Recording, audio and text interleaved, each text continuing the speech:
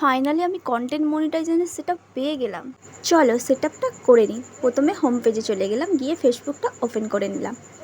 তারপরে একটুক্ষণ ওয়েট করলাম, যেহেতু আমার নেট ছিল এই জন্যে। তারপরে আমি ফেসবুকে ভিতরে ঢুকলাম আমার প্রোফাইলে। তারপরে প্রফেশনাল ড্যাশবোর্ডে ক্লিক করলাম।